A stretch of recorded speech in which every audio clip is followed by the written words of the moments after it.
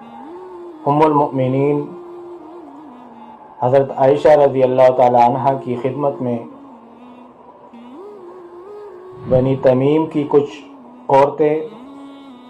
تشریف لائی تھی اور انہوں نے باریک لباس پہنا ہوا تھا۔ آپ رضی اللہ تعالی عنہ نے ان سے مخاطب ہو کے فرمایا کہ اگر تم مومن عورتیں ہو تو سن لو، ایسا لباس مومن عورتیں نہیں پہنتی، اور اگر تم مومن نہ ہو تو جو چاہو آپ کی مرضی۔ اب آج کے دور میں آپ دیکھیں